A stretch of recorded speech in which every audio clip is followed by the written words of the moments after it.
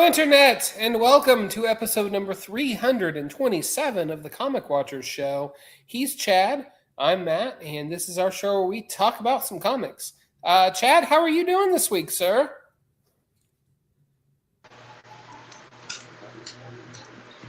Okay. I'm fine! How are you, Matt? I'm wonderful, Chad. Thank you very much. So, sorry about that. Can you hear me now? Yes. Yeah. Okay. Nerd. I was sorry. I forgot to prepare my memes for the speech that I didn't watch tonight.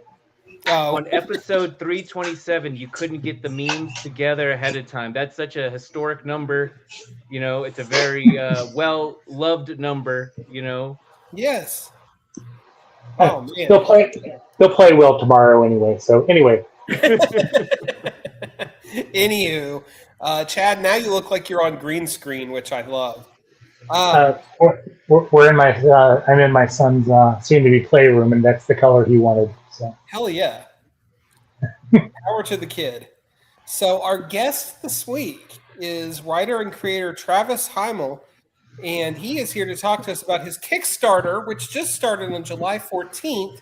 Start your engines! Travis. Yep, thank you. Sir. I'm the occasional voice of Chad, apparently. When his mic is So once upon a time, Chad had a Muppet/puppet of himself, and I thought that that's what that was the puppet making a return appearance.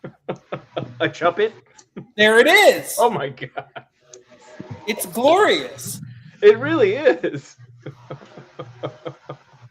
Oh no. All right, it's all right. I'm sorry, we're probably going off the rails already. But it's like every time I see like just the Superman T-shirt, my mind goes to Goonies though. Instead, it doesn't look like Sloth at all. But that's where like my mind went. Well, Dig that. So, Travis, comic. Yeah, thanks for having me. Yeah. Yeah. So it's been a whirlwind, you all. Like it's Start Your Engines live on Kickstarter. I wrote, I drew, I colored it. I'm assisted with letters by letters by Sean De Pascal, and my editor is Dave Dwanch. I'm sorry. We like Dave. Don't be rude. You know, everyone has to have that little joke about Dave when they do realize it's like, oh, we have a mutual connection. I better say something awful about him because he really is a character. He's a great guy. Yes. Oh yeah. Oh, 100%. And I worked with both of those guys before. I worked with Sean on Trailer Park Boys and a few like indie projects like Arc World. It's also like was a Devil's Due book, and he worked as an editor on those titles, but he also like is a letterer. He wears multiple hats, and so does Dave. You know, Dave's been an editor, writer, artist, and letterer as well. So I like to kind of fill out. I wanted to fill out the rest of the team with like people who like really at least could like really elevate what I was trying to do. So yeah, people that are passionate. Happy to have them all. So before we get ready to start our engines, why don't you tell us a little bit about yourself and your comic book journey as a reader and creator? So I when I guess starting out as a reader, I didn't really read comics as much because I couldn't read yet. My mom would just buy them because I like to flip through and look at the pretty pictures, essentially. But like I would just have a collection of comic books I couldn't read yet, mostly held together by like Scotch tape and stuff like that. But then like as I got older, I could read them. But during that time, I would love to like make my own comics or take notebooks. Each page in the notebook would be my comic book page. So like I always had a love for drawing and comics like from a young age.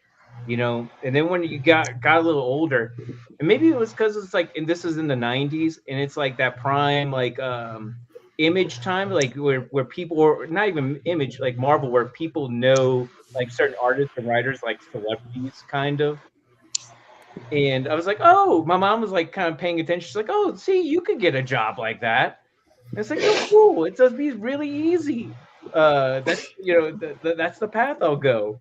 Then like you grow up and realize, oh, this might not be as easy as I thought it was. And then I'd still pursued art and actually went down more of a graphic design path. And then like took up comics as a hobby like about 13 years ago, like making comics and like working on anthologies, and it kind of like snowballed from there to eventually I started getting like work from it, like word of mouth. And then like it was just like some work on anthologies kind of caught on for like a pitch for a book, and then snowballed from there. Okay, that's awesome. So you were a kid in the '90s. Does that mean that you are a fan of like the Image creators and their creator-owned revolution that they kind of brought into the mainstream during that time? Is that something that's informed your sensibilities as a Kickstarter creator? I'm gonna say no. I mean, I love that stuff, but what kind of informed me more so about it is more so like probably as I got older, and I kind of realized I kind of realize this now too, because I've worked on properties like Teenage Mutant Ninja Turtles, like the Trailer Park Boys I mentioned. And one of the things I took away from that is that like you're kind of beholden to the license holder. You're beholden to whoever this property belongs to. You have to play by their rules. And what's nice about creator-owned stuff, and I'm sure the Image founders probably found this out, is that you could do whatever you want. You can do it with the kind of stories you want to do, and you can also like format it and like put it out to whatever you want, or whatever experience you want to give the reader. Heck yeah. That's kind of that. I didn't even really think about that much about like independent, like owning your own stuff, even at that time as a kid. And it didn't probably click until like much older when I'm doing it. When I'm actually like working on some of these properties. And that's kind of like I finished up some like a licensed property, like some work on one, and not too long after that started Start Your Engines, because I was like, I really just want to do my own thing. Mm-hmm. I'm kind of, as I mentioned before, I don't want to keep playing with someone else's toys. I want to play my way essentially with it. Oh, then that let's segue into Start Your Engines. Why don't you give us like the big picture of the series, and we'll go from there. So, I mean, well, the idea, I guess, of start at the main character, Dare Darrington. It follows Dare Darrington. This is very Saturday morning cartoons, very action adventure, and Dare Darrington is a very like Saturday like cartoony name to me. But anyway, Dare is a race car driver. I'm sorry, he's a stunt driver turned race car driver, and he's trying to like just figure out his role in this racing world. And his dad's a former racer, and he's was a legendary guy in the industry, and he unfortunately passed away. And Dare wanted to kind of like take that mantle back for his family. So he's racing again, and that's like the arching. I don't know how to say how to talk right now, but that's like the big picture there.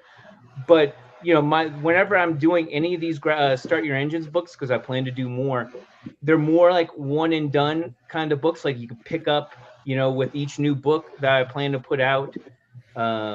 There's 2 stories in this first book, and it's going to be self-contained. I didn't want to do a big, long, like a mini series or anything that was good just build to a trade paperback.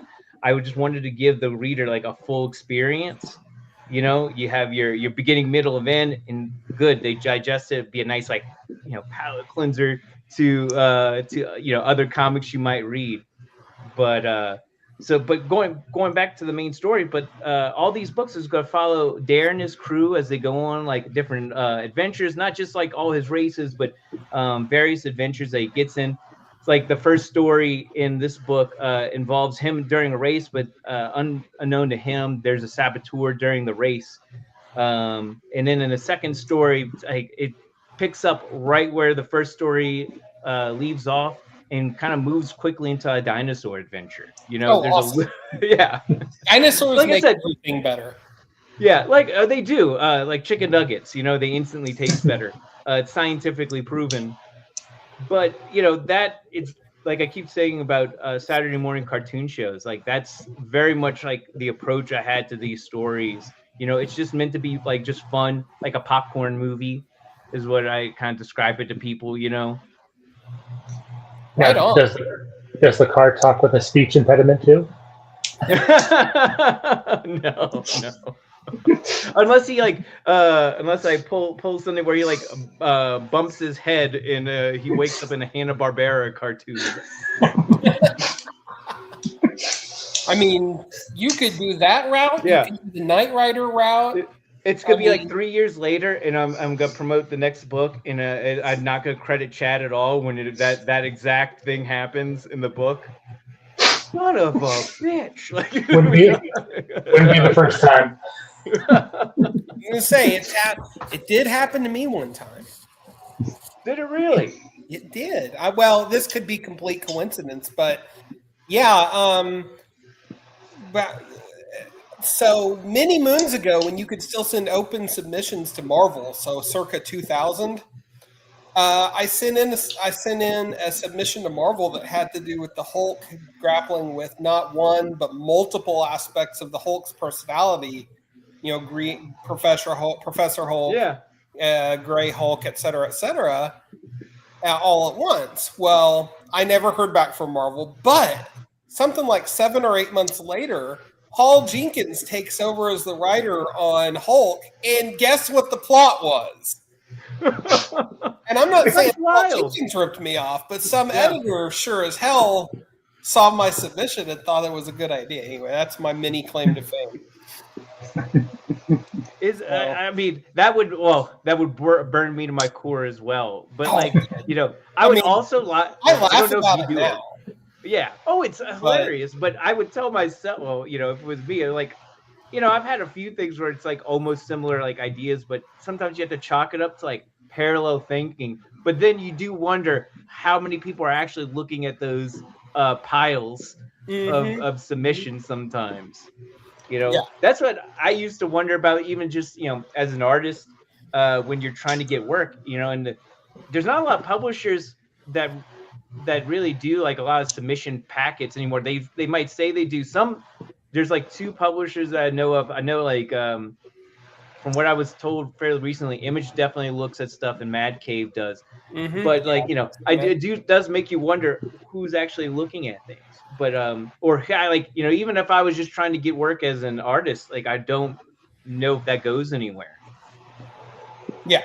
Exactly. Yeah, it's just a fun thing when you bring up like the submission thing. It's not really such a thing anymore. No, it's not. You just have to get your art out there on Instagram or whatever the kids call it now. Yeah, and kind of just hope for the best. You know, and that's kind of like, you know, the approach for things like with me, which I hate posting on social media. I really do.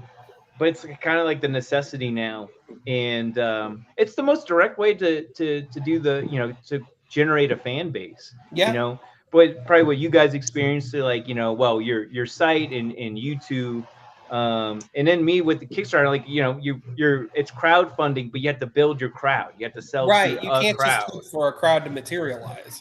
Yeah. You know, I mean, there's probably a thing of, you know, people like, you know, walk-ins off the street type of deal. Like they'll find the project, but you have to have that like small base, you know. Exactly. And yeah.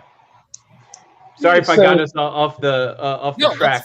No pun intended. Happens all the time. So, besides Saturday morning cartoon, are you a race fan or anything like that? As to why you wanted to set it, you know. Yeah, I'm not a big like racing fan like NASCAR or Formula One or anything. It's the odd thing. I I really actually love the designs of the vehicles, like a lot of Hmm. cars. I think it's a really cool, like I also do love the romanticized versions of racing, like in movies. You know, Ford versus Ferrari, Days of Thunder. But like I said, these Hollywood romanticized versions of that. But like so, like those stories were kind of an influence and kind of pushed me towards that. Also, I guess I'm very much a man child. I still love Hot Wheels. You know, like, and that aspect of, like, you know, building tracks, you know, tracks when I was a kid, or setting up little ramps and stuff hasn't left me. You know, that's always fun. And I guess that's the main thing I was kind of looking to do with those cars, like kind of like just taking that concept, mixing it with the cartoon show, and just making something like that that's pure fun. But Awesome. yeah, I hate to disappoint people who are race fans out there. But I do appreciate the cars. And that's like, for instance, like the car for Start Your Engines, that was kind of like a mix between, like, you know, a little bit of NASCAR, a little bit of like some 60s inspired designs that, like, I kind of made a Pinterest board of, and then like 10% 89 Batman Batmobile, a little bit of that, because it has the like the cockpit that slides forward. Even it looks like, if you look at like one of the images like straight on, you'll see it has that little bit of that vibe. So Awesome. should we expecting like issue 4 or 5 that Dan has to learn how to turn right? No. Oh man. No, he's a former stunt driver. He can handle it all. He can handle it all. So, serious, all seriousness. How did you go about creating the character so you kind of avoided, what's established, like, Speed Racer and stuff like that? I I kind of, when I was building this originally, it was a love letter to, like, different things I liked. I like Johnny Quest. I like Speed Racer. And this, just so you know, I started this before Mad Cave had the license, and I'll get back on track in a second. But I did show my portfolio to Mad Cave, an editor at the time, and the editor was taking a look. And really, actually, I had some early pages from Start Your Engines in it. And the editor goes, "Oh, very interesting." And it's like, "What is this?" And I told him, "What I just told you guys." And the editor was like, "Ah, interesting. We might be doing something like like a car racing thing. So if you like, because sometimes when these editors hear this, like, there's like, I can't hear the pitch kind of thing, Mhm. like, but the way you say, yeah, La we la la have la la. something similar, yeah, something very similar works. But I'm gonna keep you in mind, for something down the road, And I was like, "Oh, And then okay, cool." And then they about three stole your months story. later, yeah. Oh no. It's not even close to the same thing. Like Damn 3 months you, later, David Speed Racer. Propose. Yeah. So I had the same moment. I was like, "Ha! See, they they decided to get Speed Racer because of me." But no, they had to, just with the timing of it. But funny enough, I ended up doing a short for Speed Racer that came out this year, and that was because of those early Start Your Engines pages. Like, but going back to, how it was kind of like coming up with this, it was intentionally trying to be an amalgamation of those things. And then, like, so I was trying to, take that adventure aspect, because it's not even just Speed Racer and Johnny Quest. There's also a little mix of, like we talked about, dinosaurs, Cadillacs and dinosaurs. If you're familiar with Mark Schultz or Xenozoic Tales, I know but of it. okay, so, like, like Mark Schultz, incredible artist, and when he originally released this series, it's like this post-apocalyptic world with dinosaurs and Cadillacs, and I don't know the full story probably, but behind the title, but it was called Xenozoic Tales, and then eventually it became that, like, a cartoon, And it's like, what are kids gonna know? I don't think a kid's gonna know, or grandma is gonna know, a Xenozoic Tales that they have to buy a toy off the shelf. We'll make it Cadillacs and dinosaurs. That's it. And Excellent move. but anyway, that's that's a little part of it. I also am a huge Alex Toth fan, and one of the bigger inspirations for Start Your Engines was like Bravo for Adventure, which follows Alex Toth's character of Jesse Bravo in like the 1930s. Pilot. It in completely different thing. Like it's not racing or anything like that. But that book really did inspire that. So I was trying to like make this love letter, this amalgamation of things, and that's what Start Your Engines became. How do you mix and match these elements together in a way that feels organic and like one factor or element isn't stepping over the others or something like that? How do you make it feel natural? Well, like for these stories, because it is a challenge, and like I do for me when I write, I kind of just map out those issues, and like there's a lot of ideas I might have, and when they, like you're saying, when they kind of do overlap, which they do, you kind of had to decide, for the sake of the story and the reader, at least for me, for the sake of them understanding and be able to follow along, like what's going to be left in and what's not. So like I don't want to like spoil too much like for people who are going to be reading the book, but like like for the dinosaur part of it, it was like, all right, so how crazy am I going to have like a scientific explanation? Is there going to be some bad guy, mastermind plot who is always after Dare for for something, and what why is this happening to him now? Like I had to streamline it and make it feel more natural.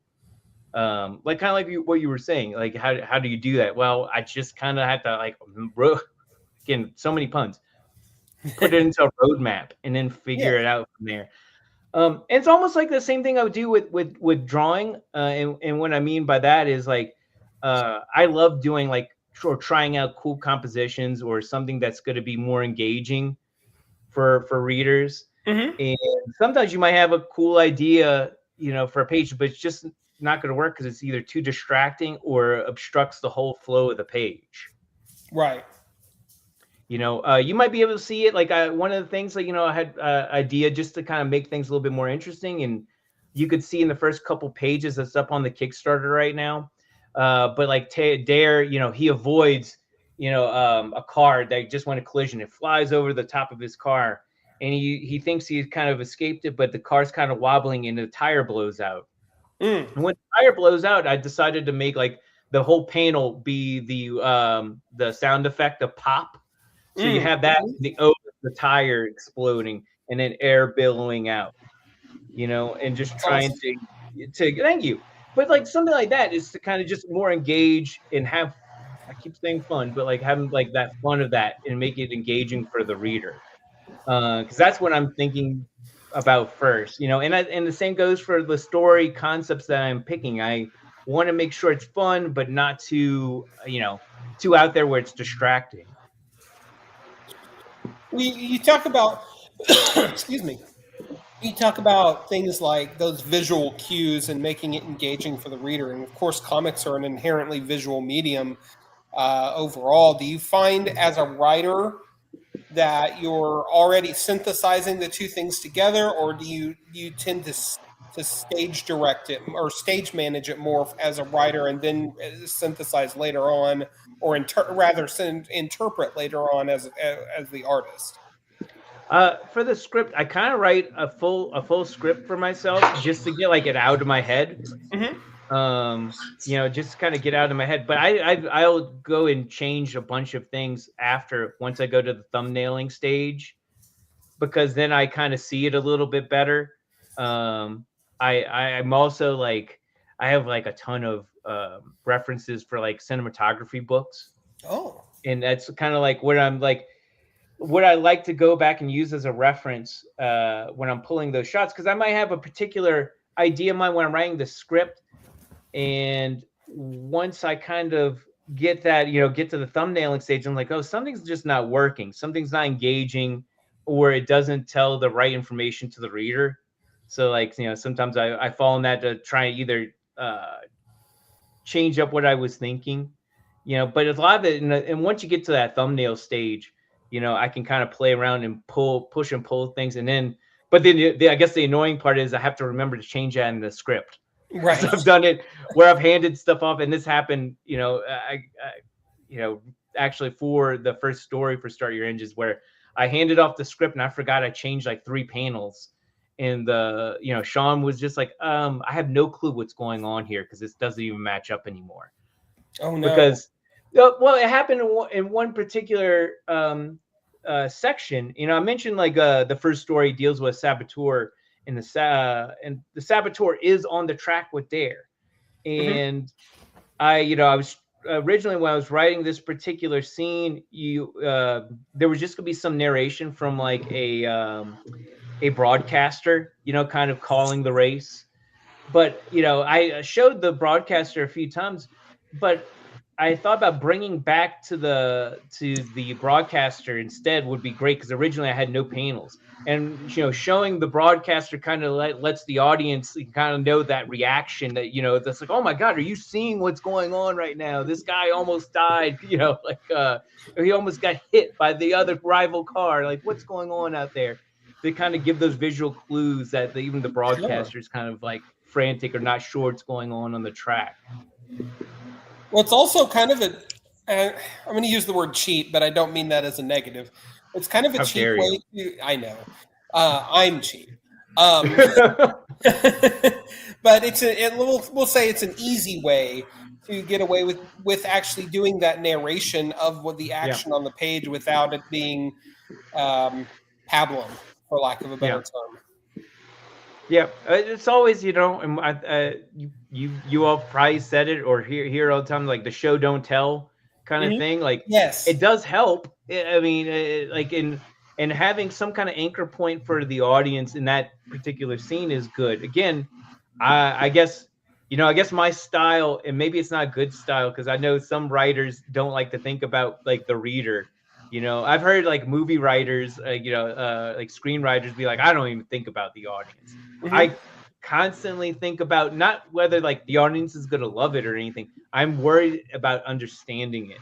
And if it's the clear, at least that point, that aspect is achieved, through the writing and then like the visual process of it. Because as soon as like me as a reader, as soon as I get like into the story, I don't want to hit a speed bump or anything like in that. I don't want to be taken out of it. I've had that where even like starting out when I was doing some of the like early work, either like in anthologies or like I mentioned Arc World. That was like my first thing where I was doing like full interiors that was like just me. There were definitely things, visual cues that I completely missed, and it was probably not helpful for the reader. So I kind of like, you do these projects and you do learn a little bit from every project as you go. I would hope so. Yeah. Oh, you would. Yeah. Oh, for sure. And Start Your Engines, one of the priorities for me when making this, like I had some personal goals for myself besides it being this love letter mashup thing, right? Was that I was going to work on things that I was weak at. And a couple of things was like, cars, number one.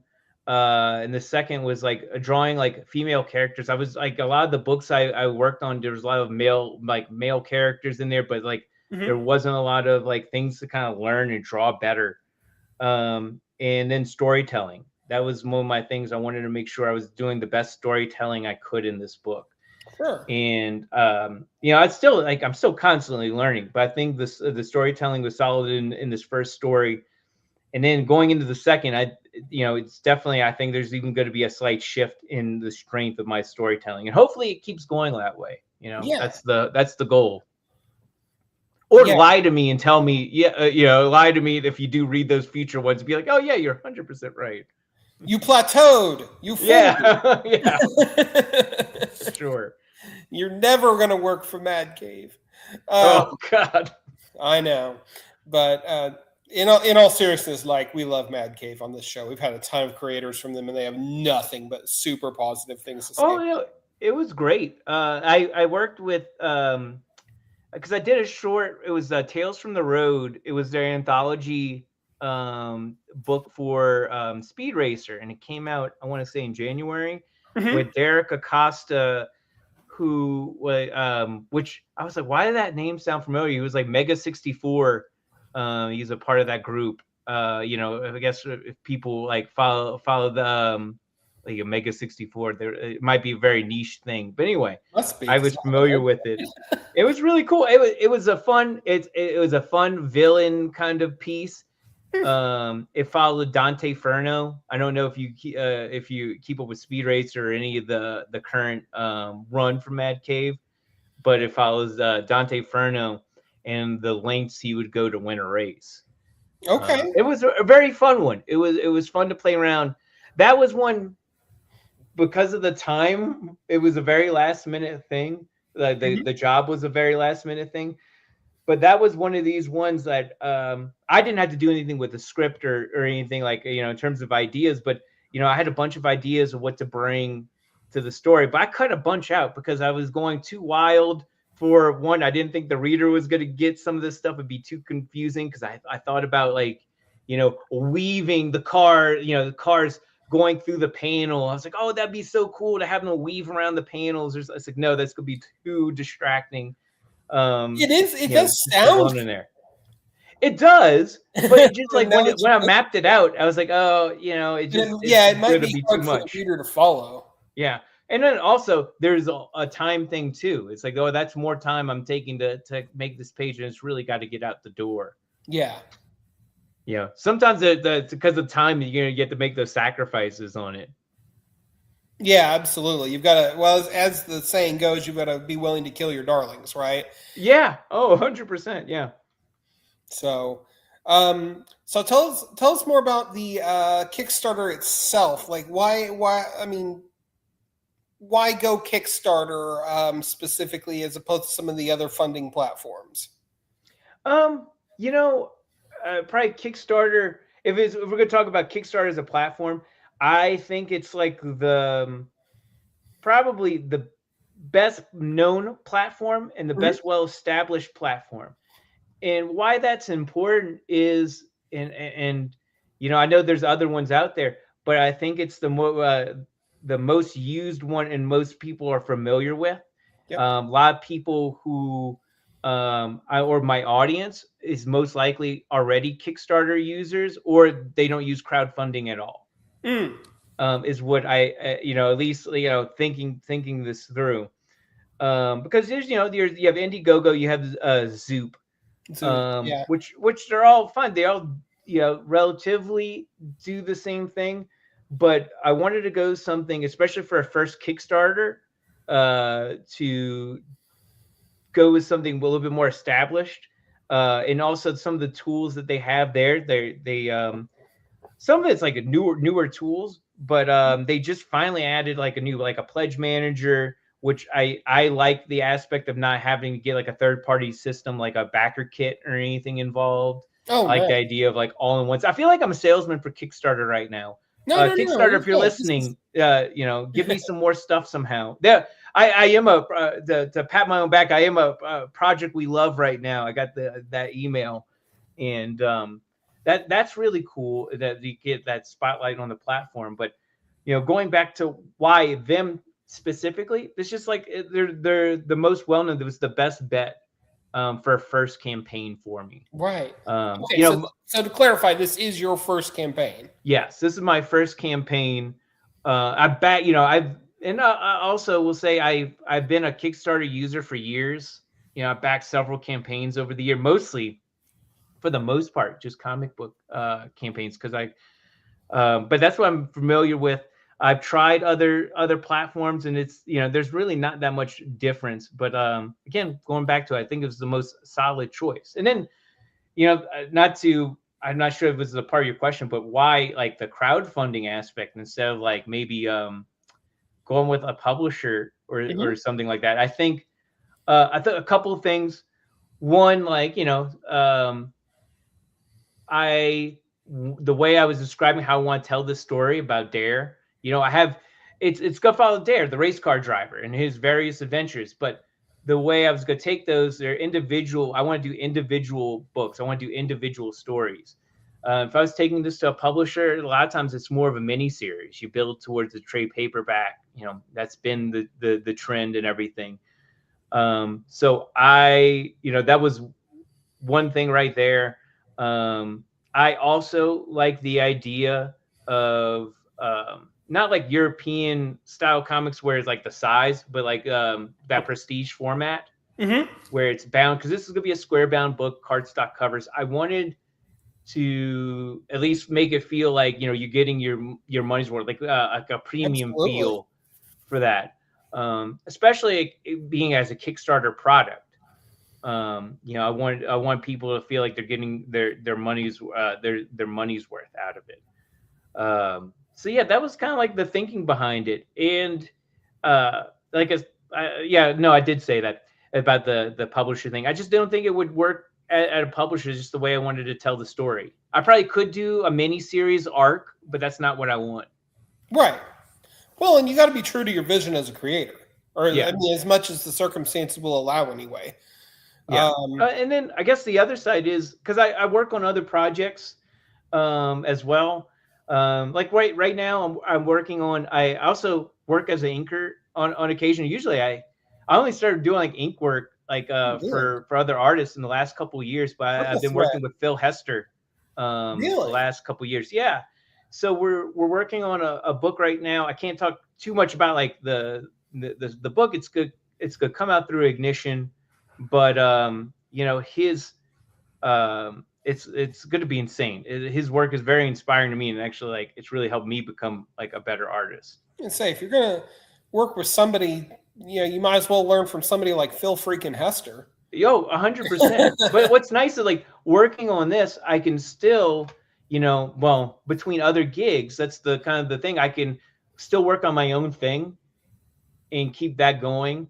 And that was how Start Your Engines also got, I was working on that. Unfortunately, like when I did like initially start, it was like, I forget what exact time in 2024, but I had some work come in and kind of put it off. And then I kind of told myself, you know what, this book has got to get out. And this was like at the start of the year. So I finished everything for the first story, moved on to the second story, and I was like, you know what, I'm just gonna plan the Kickstarter. So I've just been working on it. We're pretty much I'm in the ink phase right now for the last bit of the second story, and it's gonna move to colors. And the print date I have now set on for the Kickstarter is for January. That's at the latest. I plan on starting to ship everything out. If I can get everything out, that's the goal too. If I can get everything out sooner, that's what I want. But I wanted to give myself that cushion too. Yeah, yeah, sure. But going in between like the projects, I wanted to have something that's mine to work on, and that's nothing original. I watch. I don't know about you all, but I do like listening to like interviews with other creators. And Sean Gordon Murphy was talking about how he was working on a couple different projects in between stuff when he was doing stuff at Vertigo years ago. Mm-hmm. And it should be like a very obvious thing to think about, but then it kind of like made a light bulb go off. I was like, oh yeah, I should totally be working on something like 30 minutes at a time, an hour at a time, if I have nothing else going on, like to kind of take that and do something that's my own. So I mean, yeah, you got to work at a reasonable pace for yourself, but also and not overextend your reach, because readers will know if you have. It'll show in the final product. Oh, for sure. I mean, I can tell, when something might be rushed, and I've definitely done stuff under pressure too, because sometimes you got to just get it out the door. You do. That's the thing. Yeah. I've done a few projects in the last year where it's literally it's like something happened, we need help, can you do finishes on something? Sure. When do you need them? Well, can you do like 8 pages in like 3 days or something? Sure. Why not? Yeah. And it's sometimes it came out all right, but it's like that's just the nature of the beast sometimes. And it's like, even the editor's like, as good is fine. It doesn't have to be super pretty. We just need to get this out. Listen, dude, Sal Buscema made an entire career out of being the guy that you could turn to at the 11th hour to get a job done, and he, eventually morphed into, or was a wonderful draftsman in his own right. So there's always room for those talented creators out there. Oh, for sure, and it's and also that kind of stuff's work. But in general, like it's just another job. But sometimes you have to make those sacrifices, or a different type of sacrifice. It's not like you were talking about earlier, like the kill your darlings thing. This is more the expedient. It's like we just need to print this book. Exactly. So, how much time does it take for you to get a story done? I mean, are they all pretty uniform in terms of length, or are they variable, or they're 2 24-page stories? Oh, sorry, I didn't mean to talk over you. Sorry about that. Fine. No, I was just saying it's 2 24-page stories. So they're both the same length. The book itself, so it's got 48 pages of story. The book itself is going to be 60. It's going to be like back matter stuff too. Okay. So some sketches. I think I might have mentioned this before with someone else. That's why it's in my head. But like one of my favorite things in a trade paperback was Invincible. I love Invincible. Mm-hmm. And I was buying the trade paperbacks kind of at a time like in the 2000s when I was getting back into comics.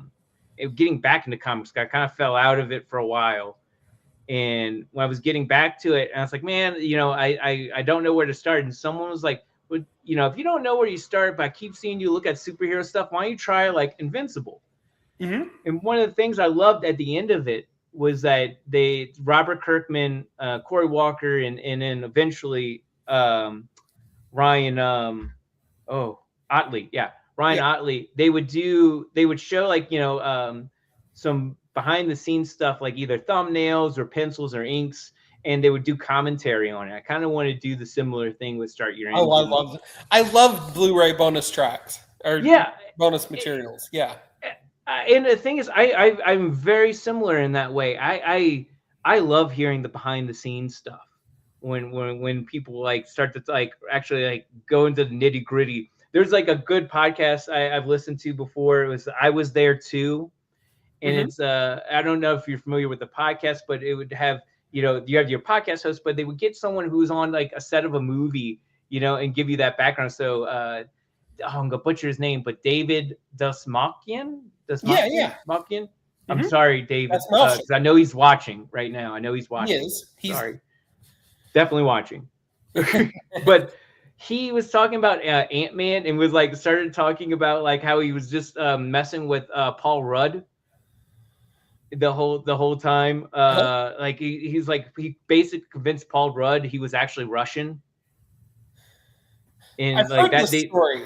Yes, but he's talked about that. Is one of the stories. But he's also talked about like working with Jake Gyllenhaal in another movie. It's just like really like in these things about like what's going through your head, because I can't remember the movie he was in with Jake Gyllenhaal, but it was like he was one of his first big things, and where his mind was at the time. But anyway, I think that's interesting, and I wanted to kind of bring that to like the back matter too as well. Well, especially as a creator that's writing and drawing your own work, I mean, there's insights that you're going to have to the creative process. Yeah. That somebody that's just a writer, just an inker, just an artist isn't going to have. Yeah. Oh, for sure. And, and there's like, one of the things about like Start Your Engines, and like I think I made a post about it this week because I found some old sketches. Originally, like the story of Start Your Engines was going to be not really about like the saboteur storyline. This first one was going to be more about the dynamic of father and son, and Marco was going to be still alive. Marco is Dare's dad, and it was going to be a dynamic between those two. And I remember showing some people earlier versions of the script, and it's like, hey man, you know what you're describing and what you're trying to go for is just lost here, and it's not fun. I was like, oh well. I appreciated the honesty, because like, without that, I wouldn't have tried. It's like, well, what else? What, asking myself, what can I do to make this more fun? But like, I have a bunch, some sketches of his dad, what his dad was going to look like and be in the story. And Dare also was going to be a lot more clean cut, and like was like playing with the costumes a little bit more. It also, the aesthetic is very like retro futuristic, a little bit that's 60s, but like you're kind of vague in that time period of what you could actually be. Very much like the Batman, the animated series. Yeah, yeah. Right on. Sorry, I didn't mean to speak over you.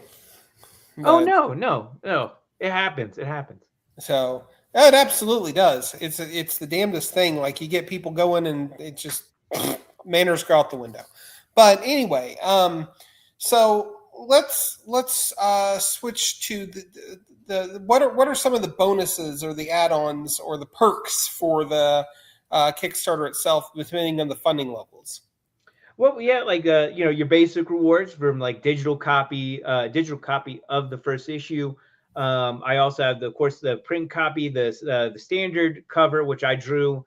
I also have a really cool Kickstarter exclusive variant by Greg and Fake. They killed it. It was like really this cool. I love it personally. It really catches the vibe of what they've been doing with Santos Sisters, and I love that. And that's a Kickstarter exclusive. There's only 100 copies that I'm putting available for that. And there is a cover C. I drew that one, but that one's a Dave Stevens homage to the Rocketeer. Oh, awesome!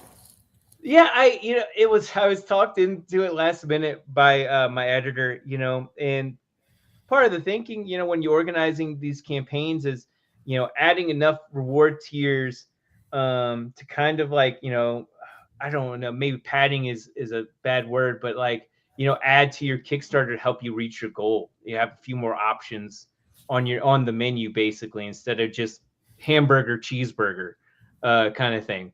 So the cover C, I guess, is like the cheeseburger with bacon. So that's all right. Yeah. Oh, actually, probably the Greg and Fake to me would be the one with bacon, and maybe the homage is the cheeseburger. It doesn't matter, but there's a tier there. There's also a combo pack. I have also original art tiers. I'm probably gonna be adding some because they're about like maybe like close to half of them were claimed already. But I have like my cover A that I drew. I also have a Ninja Turtle cover that I drew for Saturday Morning Adventures available. Oh, cool. I also worked on the Legend of Vox Machina graphic novel. It was the Legend of Vox Machina Whitestone Chronicles Cassandra. Cool. I love the title, but it is a mouthful to say or try to remember that whole thing. But I had the cover for that available. And I think that's all that in terms of the original ones. I also have like some other add-ons if you want like extra copies of cover A or C. I also offering some sketches as well if you want like a headshot or full body sketch. Some of the type of things you can add on, but I'm definitely gonna be adding to that original art tier too, probably in the next week. Sweet. So you're 2 days into this campaign. How's your funding going so far? We are a tiny bit over half right now. That's awesome. So the goal, thank you. The goal is 5,000. And that's, most of that is going to be going towards the printing costs, paying the rest of the creators who are working on the book. Sure. Between like Sean, the lettering, and I will have an assistant like for like doing the flats for the colors to kind of speed it up a little bit. And then of course, there's like a little bit of padding built in there, and also like shipping supplies, which is a whole nother thing. I was having a conversation with Dave Dwanch about, because Dave is the editor, but he's like also my Kickstarter guru because he's done multiple Kickstarters. He's done a few. Yeah, he's done a ton. He also, I might like force him to watch this back later, just so he knows I'm praising him.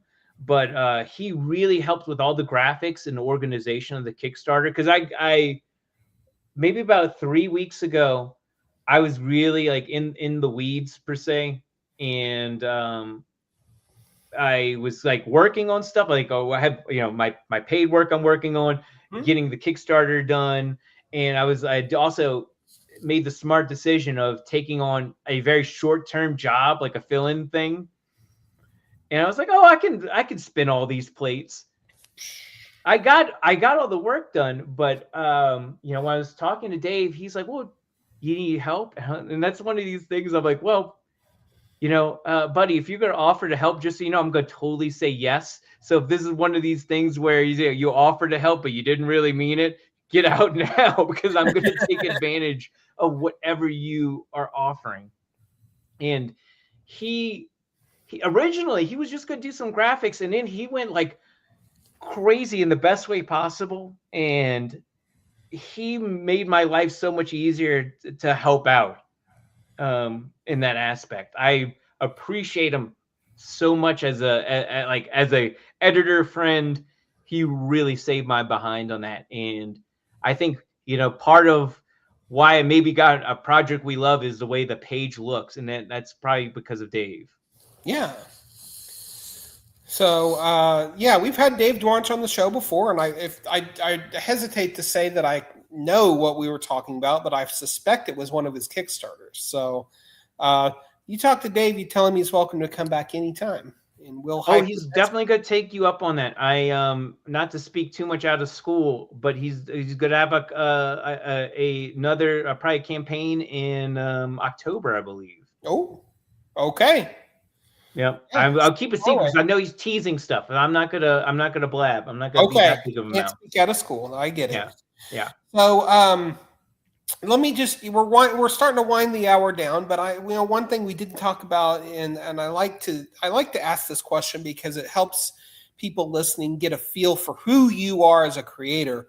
But what comics or creators have inspired or influenced you? Oh, so, you know, I actually listed some, you know, because they definitely influenced Start Your Engines as well. But some of like the biggest ones, I guess, you know, like Alex Toth, and that's more so like that storytelling aspect that, you know, to go back to what I was talking about earlier. It's such an important thing. I feel like a lot of people can draw something like incredibly well, but can you like make a compelling story on it or a clear story from it? You know, so Alex Toth for sure is on that like Mount Rushmore. I'd also have to say a little bit like Will Eisner, because he has really good, like I still have a lot of his books on cartooning, like probably behind me on the bookcase. And you know, that goes and adds to what I keep talking about, you know, that overall storytelling, because these characters are your actors per se, you know, and you have to get them to act. You know, so I like doing over exaggerated stuff, and those, you know, some of his books on cartooning in general are perfect for that. Chris Samney is another artist. I'm trying to think of who else, because I could go like on a laundry list. But let's stick with Alex Toth, Will Eisner, and Samney. Oh, you know what?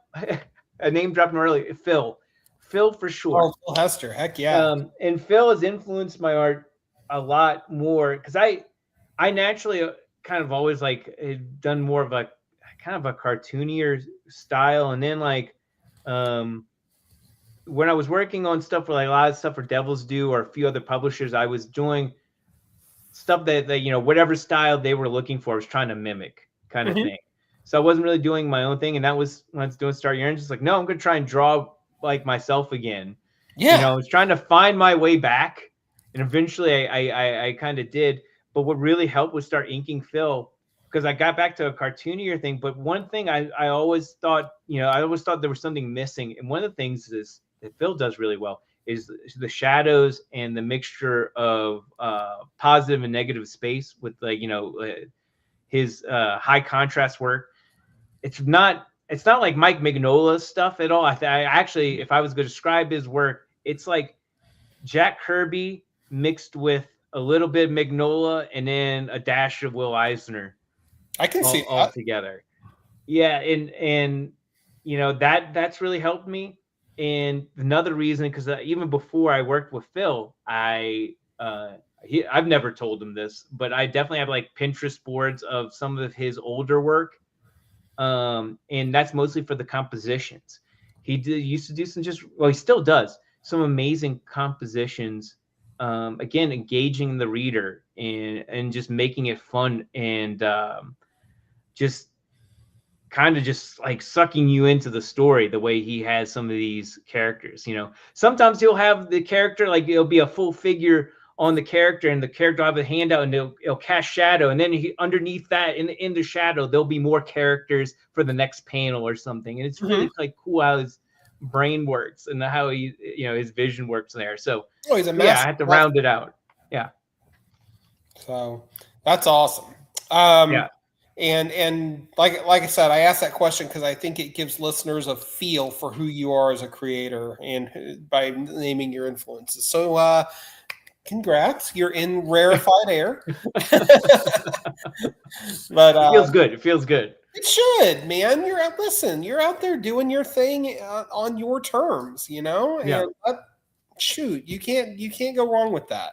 Even if you fall on your face, at least you tried, right? Oh yeah, I hate sounding like a broken record or repeating things over and over, but you learn with everything. Like even if knock on wood, if something happens with the campaign in a negative way, it's gonna be a bummer, but I'm gonna learn from it. What to go do next time, because this book is gonna come out regardless. Like I was talking with someone else before. It's like this book is gonna come out regardless. Absolutely. But I'll definitely learn from the process, and that's the thing. It's all is, you have to, even if you hit a speed bump, you gotta learn from it.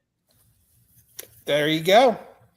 Well, Travis, thank you very much for hanging out with us tonight. I wish Chad could have made it. He texted me. He had a little bit of a family emergency break loose while we were recording. It's nothing dire, but it's something he had to tend to right away. But the Kickstarter funding now is for Start Your Engines. It is a very, very cool book. It is racing and Johnny Quest and dinosaurs and all the things you love mixed together in one awesome flambe. Yeah, you put it in the blender, and then you blend it some more. And then the color looks bad, and then you put some food coloring in there to salvage it. And that Start Your Engines. Oh no, that makes it sound awful, but it's fun. It's fun. There you have it. And Travis, where can we find you on social media? You can find me on Instagram at Travis_Hemel. That's HYMEL. Art of Travis Hemel on Facebook. Again, that's HYMEL. I'm also on Twitter. You can just at Travis_Hemel. I don't really use Twitter too much anymore, but you can also find me on Blue Sky. You just search Travis Hemel and you'll be able to find me there. And also, if you're looking for the campaign, just search Start Your Engines. You'll be able to find it on there. You can also see 8 preview pages from the first story of the book. And also, if you're a backer of the campaign, I will be putting some images very soon from the second story, showing some of the people, the early pages of that book as well. There you go. There you go. Get out there and back a good comic, folks. And thank you, Travis Hemel, for coming out and hanging out with us tonight. It was my pleasure to talk with you. And thank you all for listening. I say this semi-regularly now, but it's a tough world out there right now. But you can help make it better by getting out there and doing something better or something good to make it a shinier place. So get out there and do your good. Be your best you can be, et cetera, et cetera, et cetera. And we will be back next week to talk to have our annual talk about Eisner nominees, because San Diego is coming up. So I could be your boots on the. I'll be your boots on the ground. I'm going to be there. I'm going to be walking around. I could be your quasi reporter on the floor. We might take you up on that. You never know. Welcome to the Comic Watch team. Yeah. Until next time, folks, you can catch us at comic-watch.com or here on the Comic Watchers show. Until next time, do awesome things. Thank you.